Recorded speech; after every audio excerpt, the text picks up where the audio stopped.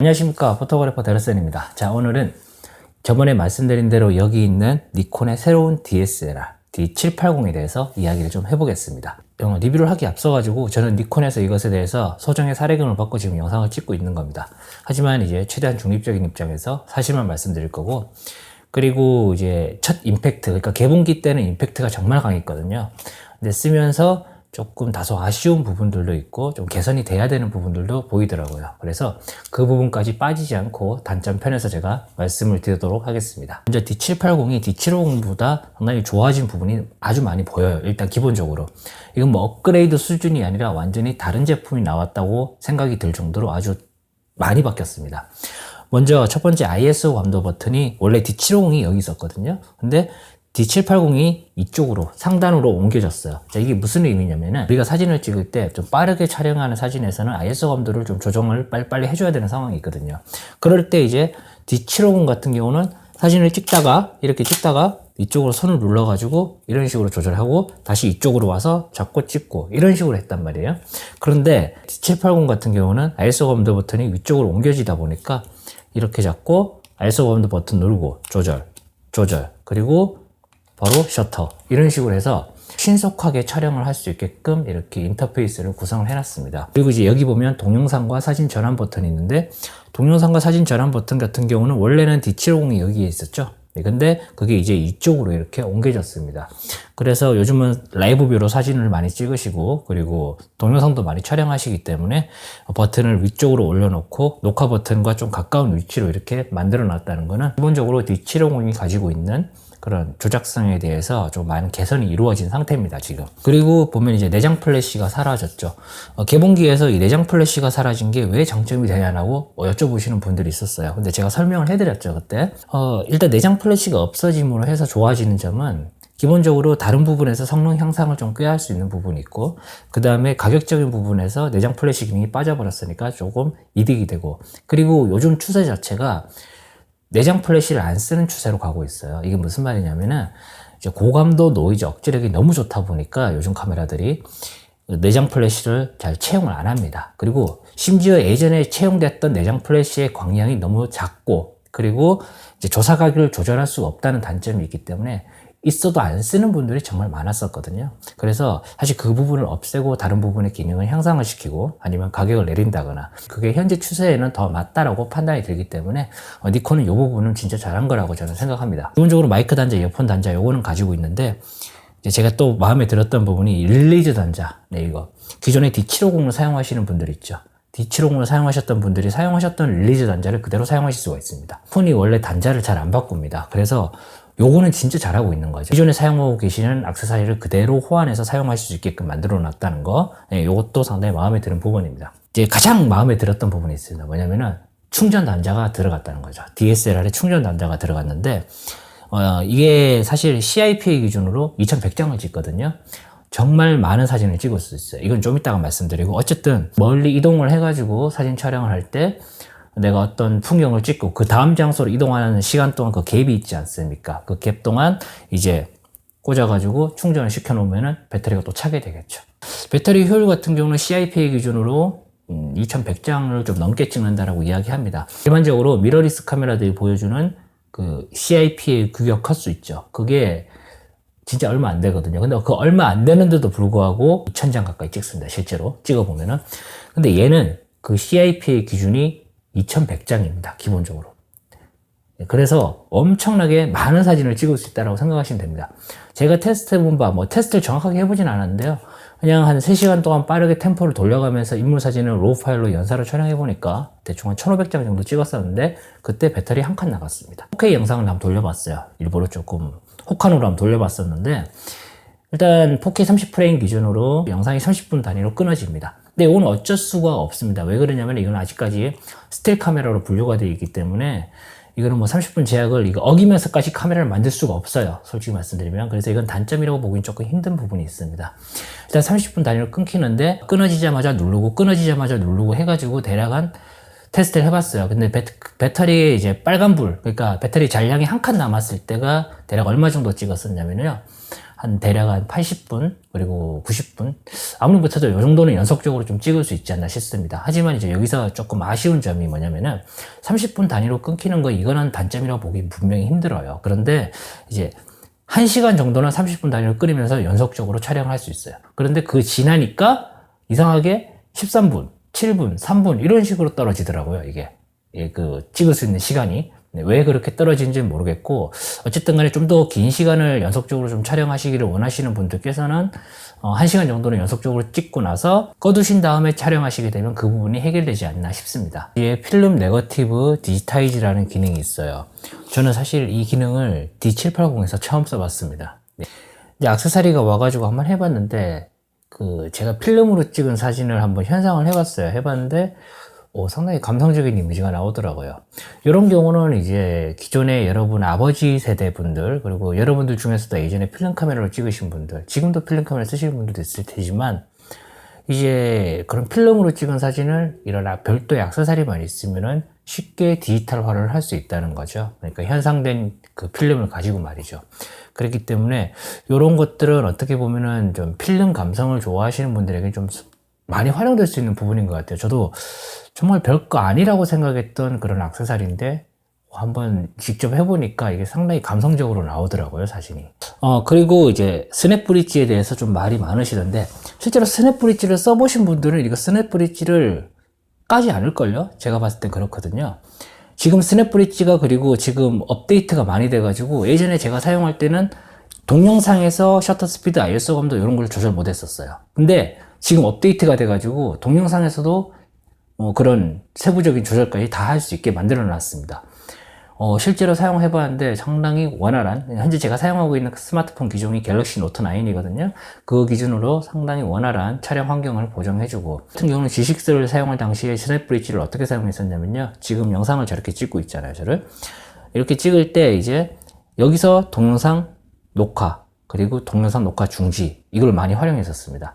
이게 뭐냐면은 이제 저기서 이렇게 찍을 때 제가 저기까지 가가지고 뒤에 누르고 위에 누르고 이렇게 해가지고 동영상 녹화를 찍는 게 아니라 누르고 막 멘트 하다가 한번 끊고 가야 되겠는데 하고 이제 다시 녹화 중지 이런 식으로 진행했던 것 같아요. 되게 편했어요, 진짜. 제자리에서 움직이지 않아도 되니까. 니콘 카메라들이 LCD 움직임이 이제 요 정도밖에 안 됩니다. 90도 플립밖에 안 됩니다.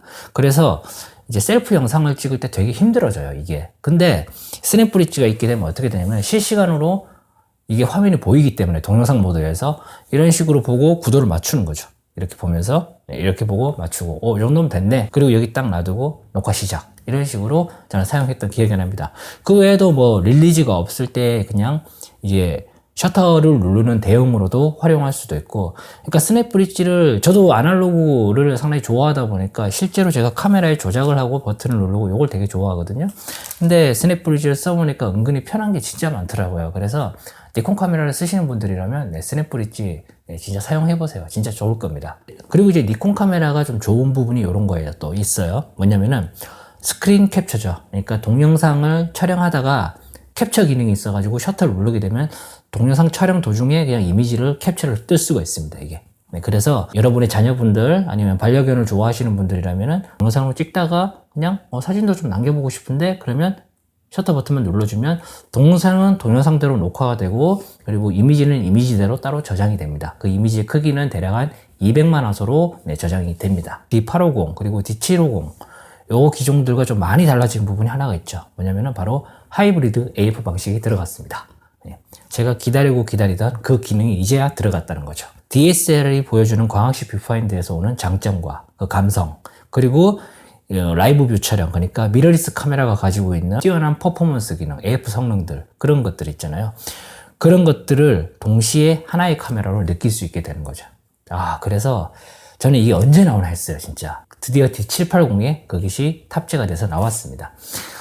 일단 AF 성능은 말할 필요 없이 상당히 뛰어납니다. G6가 가지고 있는 AF 성능을 그대로 이식을 시켜 놓았기 때문에 상당히 뛰어난 퍼포먼스를 보여줘요. 실제로 사용해봤는데 상당히 놀랍더라고요. 만족스럽고, 솔직히 말씀드리면 제가 찍는 사진에서는 이 정도의 스펙은 이미 오버 스펙입니다. 네, 솔직히 말씀드리면. 어쨌든 이제 그만큼 AF 성능은 진짜 제대로 돼 있다. 네, 진짜 G6나 G7을 사용하셨던 분들이라면 라이브 뷰에서 느꼈던 거를 그대로 D780에서도 느끼실 수가 있습니다. 상당히 빠르고 정확한 AF를 보정해주고요.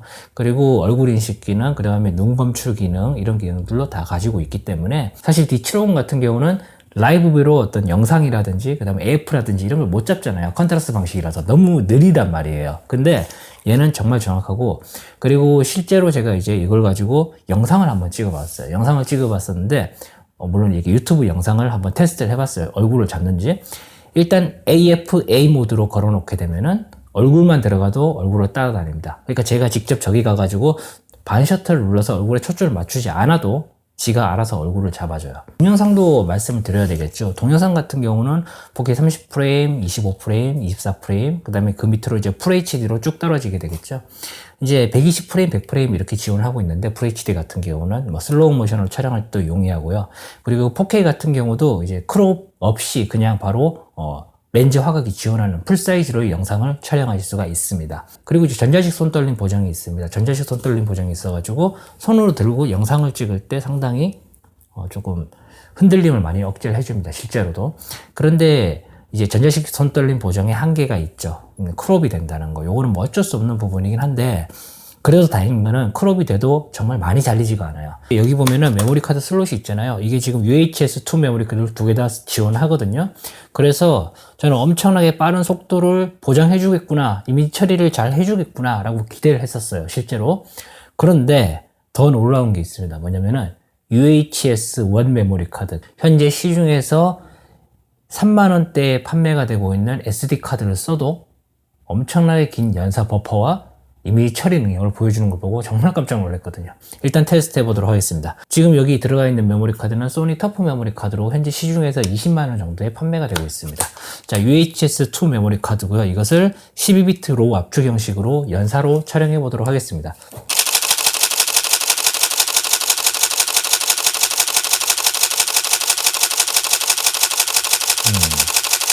상당히 오랫동안 찍죠.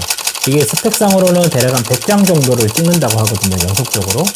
그리고 이미지 처리를 얼마나 빨리 하는지 이 부분도 좀 봐야 되는데, 일단 보면 자, 이미지 처리는 끝났습니다, 벌써. 네. 와, 정말 대단하죠. 그러니까 아무리 표준화서라고 해도 이게 SD카드가 들어갔잖아요, 일단은. 근데 엄청나게 빠른 속도를 보여주고 있어요, 이미지 처리 능력을. 그리고 긴 연사 버퍼 능력도 보여주고 있고. 그러면 이제는 3만원짜리 메모리 카드를 제가 넣고 테스트를 해보도록 하겠습니다. 이거를 제류에 1번 슬롯에 넣고요. 그리고 자, 연사를 했을 때 과연 얼마나 찍는지 보고, 그리고 이미지 처리를 얼마나 빨리 하는지 이것도 좀 봐야 되거든요. 자, 갑니다. 똑같아요. 12비트 로우 형식입니다.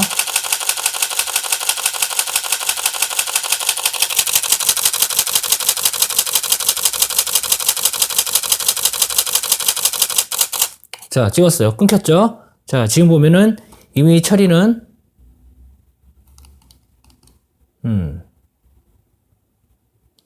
자, 처음에 약간 렉이 걸려요. 그 다음에 바로 이미지 처리가 다 끝나버렸습니다.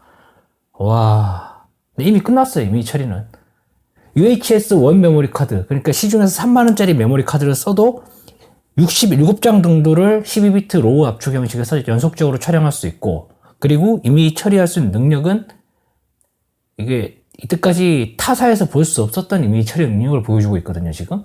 그리고 이제 무선실 압축과 12비트 로우에 좀 헷갈리시는 분이 있는데, 이제 일반적으로 자연광에서 인물사진 찍을 때는 그냥 12비트 로우 압축 형식으로 찍어도 차고 넘칩니다. 네, 그 정도만 돼도. 그리고 이제 무압축 같은 경우는 파일의 용량이 상당히 크죠. 그게 무슨 말이냐면은 그만큼 많은 정보를 담고 있다는 거기 때문에 이제 되게 명부의 안부가 큰 풍경 사진이라든지 보정을 좀 세게 들어가야 되는 거 있잖아요.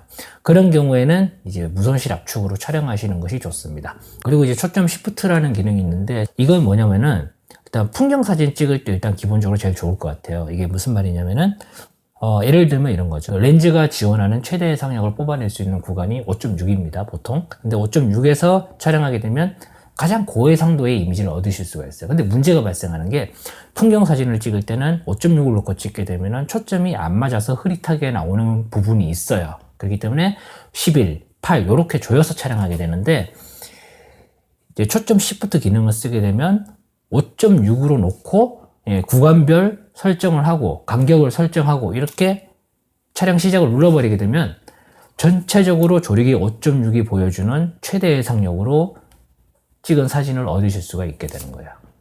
이게 정말 큰 장점이거든요, 이거. 예. 그래서, 와, 내가 이 기능을 왜 진작에 안 썼을까? 역시 요즘 나오는 카메라는 좀 많이 어렵습니다. 그래서 공부를 좀 하셔야 돼요, 요즘에는. 예. 그리고 또 마음에 드는 부분이 이제 D850부터 제가 개인적으로 좀 썼던 기능이거든요. 이게 뭐냐면은, 픽처 컨트롤 기능이죠. 픽처 컨트롤이 이제 뭐냐면은, 그냥 JPG로 촬영할 때 어떤 색감을 조정하거나 뭐 그런 것을 할 때 보통 많이 써요. D850 이전에 나왔던 기종 같은 경우는 정말 안 썼어요. 진짜 짜증나서. 네.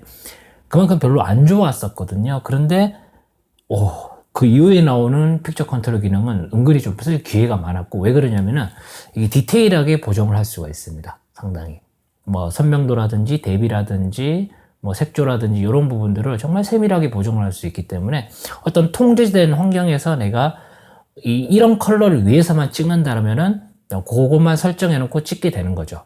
그렇게 해서 상업적으로 이용할 수도 있고, 그리고 이제 취미로 할 때도 어디 들고 나가서 이제 상황에 따라서 픽처 컨트롤 값을 조정하면서 이제 사진을 찍는 맛도 분명히 있을 거고, 그리고 이제 안부 복원 능력 같은 경우는 의심하실 필요 없을 정도로 상당히 뛰어난 수준이에요. 솔직히 니콘이 안부 복원 능력에 대해서는 이미 검증이 다 되어 있잖아요. 이전 카메라들부터. 그래서 뭐 이거는 그냥 믿고 사용하셔도 될 정도고, 이제 노이즈 억제력 같은 경우는 제가 G6를 사용할 때 제일 많이 놀랬던 게 노이즈 억제력이었어요, 실제로. 이것도 마찬가지로 G6에 들어가는 익스피드 엔진이 그대로 탑재가 됐기 때문에 노이즈 억제력 또한 진짜 그냥 믿고 사용하셔도 될 정도로 상당히 뛰어납니다, 이것도.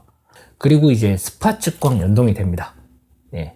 이게 무슨 말이냐. 원래 가운데는 스팟 측광 연동이 모든 카메라가 다 돼요. 예, 그죠? 근데 측거점이 되는 기종이 어떤 기종이 있냐면은, 니콘의 800번대 이상이 이 측거점 스팟 연동을 지원했었어요. 근데 이거는 700번대에서 스팟 측광 연동을 측거점에서 지원하고 있습니다. 네, 그래서 이 부분은 어떻게 보면은 업그레이드가 아니라 그냥 새 제품이 하나 나왔다, 새로운 버전의 그런 제품이 하나 나왔다, 그렇게 생각하시면 될 정도로 전체적인 완성도라든지 개선이라든지 그런 부분들이 상당히 많이 이루어진 제품이에요. 그리고 이제 셔터 스피드 값이 상당히 놀라운데, 셔터 스피드가 진짜 대단합니다. 이거 일단 8000분의 1초 지원해요. 기존에 800번대에서 지원했던 셔터 스피드 값이죠. 근데 4000분의 1초하고 8000분의 1초 겨우 한 스탑 차이 가지고 뭐 뭔 큰 차이가 있겠냐 이렇게 생각할 수 있는데, 아니죠. 우리가 보통 노출을 결정할 때 3분의 1 스탑으로 조정합니다. 단렌즈를 가지고 야외에서 촬영하시는 분들께서 8000분의 1초, 8000분의 1초 이렇게 막 노래를 부르시고 막 그 카메라를 또 구입하시고, 그런 이유가 다 그것 때문이에요. 실제로 노출을 맞추기가 되게 힘들어지거든요. 제약도 있고. 더 놀라운 거는 이게 최장 셔터 스피드 값을 엄청나게 늘려놨어요. 이게 무슨 말이냐. 자, 원래는 셔터 스피드 값이 30초가 넘어가게 되면 벌브로 넘어가죠. 그죠? 근데 이거 같은 경우는 30초, 60초, 90초, 120초, 180초, 240초, 300초, 480초, 600초, 720초, 900초. 자, 이렇게 900초까지 연장을 할 수 있어요. 상당히 큰 장점인 게 이제 이런 거예요. 장노출을 써가지고 어떤 촬영을 할 때도 상당히 용이하죠, 이런 부분들은. 그리고 벌브샷에 좀 익숙하지 않으신 분들에게도 이 부분은 큰 도움이 되고요. 야경 촬영 같은 것을 할 때 이거 뭐죠? 궤적, 그러니까 빛의 궤적을 좀 길게 빼고 싶은데 셔터 스피드가 30초로 좀 부족한 경우가 있어요. 그럴 때는 어떻게 하냐면은 여러 장을 찍어서 이제 포토샵에서 평균 값으로 해가지고 합성을 해버리죠. 그죠? 그렇게 되면 이 빛의 궤적이 길게 떨어지게 되거든요. 근데 이제 그렇게 할 필요 없이 이거는 원샷으로 카메라에서 그냥 원본을 얻으실 수가 있다는 거예요. 저조도 검출 능력이 상당히 뛰어납니다. 기본적으로 저조도 검출 능력도 상당히 뛰어나고, 그리고 이제 터치감 같은 경우는 뭐 니콘 카메라는 더 이상 말할 필요가 없습니다. 터치감 상당히 훌륭합니다. 네, 즉각적인 반응 속도와 그 다음에 어떻게 움직임, 그리고 터치를 눌렀을 때 느낌도 상당히 괜찮은 편이고, LCD 해상력도 이제 기존에 안 좋은 해상력을 사용하셨던 분들이라면 한 번에 진짜 알 수 있을 정도로 되게 선명한 해상력을 보여줘요, LCD가. 저는 솔직히 그런 거에 좀 둔감해서 잘 모르는데, 어쨌든 간에 그 정도로 차이가 좀 많이 난다. 네, 그 정도는 아시면 되겠고요. 이제 이 카메라에 대해서 이제 단점을 좀 말씀을 드려야 되겠습니다. 이제 첫 번째 단점은 여기 광학식 뷰파인더가 있잖아요. 이것으로 이렇게 파인더로 볼 때 그 AF 에리어 영역이 있죠. 거기에 이제 가운데로 또 쏠려 있습니다. D750도 그래 쏠려 있었잖아요. 자, 요거까지 진짜 개선됐으면 진짜 완벽한 카메라였어요. 진짜 이거는. 더 이상 흠잡을 데가 하나도 없는 카메라인데, 와, 진짜 아까워요. 진짜 제가 생각했을 때 너무 아까운 것 같습니다. 네. 스포츠나 뭐 조류 촬영 이런 거 할 때는 라이브 뷰 촬영으로 하는 게 훨씬 더 쾌적하게 촬영할 수 있는 방법이라고 생각해요. 진짜. 그리고 두 번째 단점은, 이거. 네, 이게 90도밖에 안 올라가죠. LCD가. 근데 요건 조금 애매하긴 합니다. 특허 문제가 좀 걸려있고, 뭐 이런저런 문제가 좀 걸려있어가지고 이렇게 하는 건데, 그렇다고 해서 이것을 계속 이렇게 만들면 안 된다고 저는 생각을 해요. 좀 다른 방향으로 니콘이 좀 개선을 했으면 좋겠어요. 솔직히. 그리고 마지막 단점이 이 전체적인 이때까지 말씀드린 내용만 보면은 정말 프로페셔널했어도 전혀 부족함이 없는 그런 스펙을 보여주고 있습니다. 그런데 X동조가 200분의 1초입니다. D750이 250분의 1초거든요. 그리고 제가 가지고 있는 카메라들 전부가 250분의 1초입니다. 근데 얘는 200분의 1초예요. 조명을 좀 많이 다루시는 분들에게는 이런 부분들이 단점으로 들어갈 수 있을 거예요. 진짜. 일단 이 카메라의 가격이 얼마에 나올지 모르겠습니다만은 아주 좋은 완성도를 가지고 있는 카메라입니다. 예. 확실해요, 그거는. 이 정도의 스펙이라면은 거의 풀프레임 중급기 가격에 준하는 그런 가격이 나오지 않을까 싶어요. 이거 분명한 것은 보급기는 아닙니다, 지금. G6에 들어간 익스피드 엔진이라든지, 그리고 그런 AF 시스템이라든지, 그리고 D850이 가지고 있는 광학식 뷰파인더. 이것을 적절하게 잘 조화시킨 니콘의 첫 번째 카메라거든요. 예, 이 D750과 동일선상의 라인업이 아닌 것 같아요, 제가 봤을 때는. 그래서 이것이 얼마에 나올지는 잘 모르겠지만은, 아무튼 저 입장에서 봤을 때는 상당히 만족도가 높은 카메라다. 좀 돌려주기 싫은 그런 카메라네요. 참 마음에 듭니다. 자, 어쨌든 여러분들은 이 영상을 그냥 참고용으로만 봐주시고 현명한 소비하셨으면 좋겠어요. 자, 오늘 여기까지 할게요. 고맙습니다.